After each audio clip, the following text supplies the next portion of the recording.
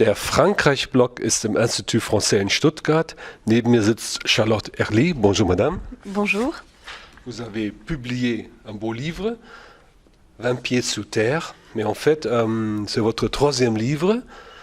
D'abord, vous avez étudié la littérature à l'École normale supérieure. Vous avez enseigné Les arts du spectacle. les arts du spectacle à l'Université de Nanterre. Vous avez déjà publié 3 romans aux éditions Actes Sud. D'abord Pacha Poche en 2013. Ensuite, 2014, 20 pieds sous 2014, terre. 20 pieds sur terre et Alors d'une seule voix, c'est la collection et le nom du roman, c'est Highline. Highline. Voilà. Parlons d'abord de 20 pieds sous terre, votre premier roman dans la collection, roman ado thriller, Ouais, un roman policier. ouais, c'est un thriller. Un mort dans le métro, un accident. Manon refuse cette hypothèse et découvre un monde mystérieux de Graff. C'est ça? Mhm. C'est Manon- bref, c'est trop bref ou Non, non, c'est ça, c'est bien. C'est un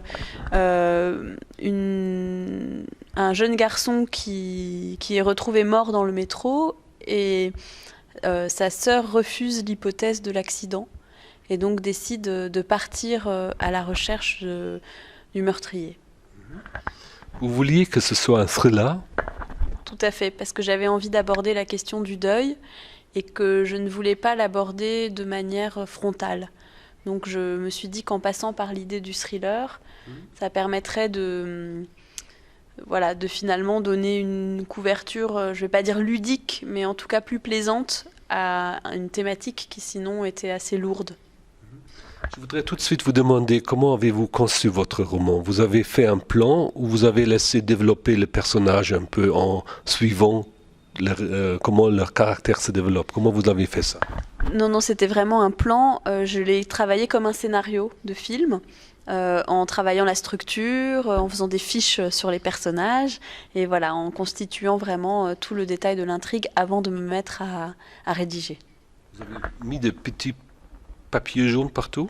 Ouais, des petits post-it. J'ai recouvert mon mur de post-it, et ensuite j'ai fait un calendrier des faits, voilà, pour être sûr que tout était bien cohérent. Alors, les caractères pendant le roman vous n'ont pas surpris? N'ont pas changé. Oui. Eh bien si, parce qu'en fait, petit à petit, il arrive que plus j'écris, plus j'apprends à connaître mes personnages. Et donc au bout d'un moment, parfois ce sont eux qui dictent les scènes qui vont suivre. Donc c'est-à-dire j'ai à la fois une structure très précise, mais parfois je m'en écarte. Vous avez laissé un peu de liberté à vos caractères. Voilà. Ça, c'est très exactement. important. Exactement. Avec 20 pieds sous terre, vous transportez avec votre livre plusieurs thèmes qui vous sont chers. Par exemple, c'est d'abord le deuil, mais il y a aussi d'autres en ce qui concerne le deuil. Oui, en effet, enfin, c'est des thématiques ou disons que c'est des contextes. Voilà, à l'époque où j'ai écrit le livre, il y avait un contexte très homophobe en France et du coup, ça m'a donné envie d'écrire là-dessus pour dire que je partageais pas ce point de vue. Voilà. Donc, vous avez fait une observation dans la société, l'homophobie, et vous avez décidé que ce soit le cadre de votre roman, et ensuite vous avez cherché un scénario, c'est comme ça? Ah non, pas du tout, c'est l'inverse. C'est que j'avais d'abord un scénario qui parlait du deuil, avec un thriller qui allait se passer dans le métro, et je cherchais en fait une raison pour laquelle le personnage de Théo devait mourir. Et donc c'est ensuite, en observant les débats de la société à ce moment-là, que cette idée a germé. Alors, cela est venu un peu plus après, n'est-ce pas? Non, assez vite. C'était vraiment le deuil, puis le thriller. Mais c'était assez rapidement ça. Les Graff jouent un grand rôle. Et pour quelle raison vous avez décidé de parler du milieu des Graff? D'abord parce que je ne le connaissais pas, ce milieu-là. Et donc, par curiosité, j'avais envie de savoir qui sont les gens qui, finalement, participent aussi à la constitution du décor urbain dans lequel je vis. Donc, c'était une première raison de la curiosité. Et puis aussi parce que pour un thriller, s'intéresser au monde des souterrains, je trouvais qu'il y avait quelque chose comme ça de clandestin, secret, qui se mariait bien, qui correspondait bien. Et enfin, parce que je trouve qu'il y a quelque chose d'assez décalé dans le graphe par rapport au monde d'aujourd'hui. C'est-à-dire que, bon, évidemment, il y a plein de manières de grapher, d'état d'esprit, mais il y a aussi une manière de faire des choses éphémères, puisque les tags sont très vite effacés. Et puis aussi, ce sont des actes gratuits. C'est-à-dire qu'on n'attend pas forcément d'être célèbre par un graphe, puisque de fait, c'est illégal, donc on ne peut pas avancer à visage découvert. Et ça, je trouve que c'est assez orthogonal à la société d'aujourd'hui, dans laquelle les gens essayent beaucoup d'être célèbres et de faire des choses pour gagner de l'argent, notamment. Voilà. Est-ce que vous en avez fait vous-même? Pas du tout. Pas du tout. Jamais. Non, non. Et est-ce que vous avez connu des artistes qui font les graphes? Pas du tout, non plus. Pas du tout. Non, non. Vous n'êtes pas descendu dans le métro pour regarder? Et non. Oui. Mais dans quel moment vous avez eu l'idée d'utiliser le graphe? C'était dans le métro? C'était un moment précis? Non, c'est pas si précis que ça, mais je rentrais d'un voyage à Berlin où j'avais vu beaucoup de tags, évidemment, dans la ville, que je trouve c'est une ville que je trouve vraiment très belle, assez fascinante. Et donc le contraste avec Paris était très fort. Et en effet, un jour, j'étais assise dans le métro, et ce métro que je connais par cœur depuis toujours, enfin, mais tout d'un coup, je me suis dit, ah mais oui, tous les graphes, en fait, sont là, sont dans ces souterrains, et donc c'est ça qui m'a donné envie de m'y plonger. Quelle serait l'approche principale pour aborder votre roman? L'enquête presque policière menée par Manon, le départ de son enquête est d'abord sa manière de conduire son deuil. Refuser la nouvelle de la mort de son frère, c'est ça un peu? Oui, oui, c'est ça. Après, je pense que c'est vraiment, quand même, on tourne les pages pour l'enquête. Et qu'à travers cette enquête, on peut réfléchir à autre chose. Au rapport dans la famille, finalement au secret aussi que Manon entretient avec ses parents. Voilà, aux difficultés peut-être de relation avec sa sœur.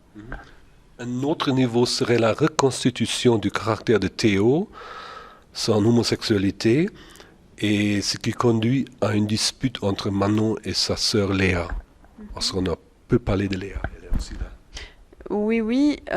Et en fait, Léa et Manon sont construites en miroir et de manière complémentaire. C'est-à-dire que c'était aussi parce que Léa réagit de manière violente à l'annonce de l'homosexualité de son frère, que justement la manière dont Manon réagit, qui est beaucoup plus tolérante et ouverte, et apparaît par contraste en fait, et mise en valeur aussi par la réaction de Léa. Donc c'est une construction, on ne construit pas les personnages séparément les uns des autres, mais en fonction les uns des autres.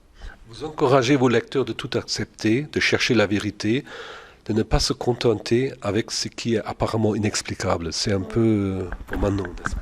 Oui, oui, c'est juste. C'est vrai que je me dis finalement, on peut avoir une double attitude. On peut soit être par rapport au monde, soit être passif et accepter, soit alors ne pas accepter, mais alors en étant prêt à payer le prix des questions qu'on se pose ou qu'on pose. L'enquête de Manon et ses succès étonnent même la police. Des hasards ou de l'intuition? Oh, c'est difficile de répondre à cette question. Joker. Oui, parfois aussi une question difficile. C'est ça. Joker. Enfin, j'ai réussi. Oui, c'est ça. Bravo. Non, je ne sais pas quoi répondre à la question là. Oui, mais si on relit votre histoire, elle commence d'abord à se demander si c'est vraiment un accident. Et c'est de l'intuition ou ça vient par un hasard? Alors ça, je peux plus répondre. Je pense que c'est même plus qu'une intuition, c'est une certitude chez elle. C'est que quand même, elle connaissait, alors peut-être qu'en effet, elle se rend compte qu'elle connaissait mal son frère, mais elle connaissait sa manière d'être, et notamment que c'était quelqu'un de précis, attentif, soigneux, et que du coup, quelqu'un comme ça n'aurait pas trébuché dans le métro. Donc elle n'y croit pas à cette thèse de l'accident, et elle en est convaincue. Donc je dirais plus qu'une intuition, c'est vraiment une certitude. Bon, merci bien.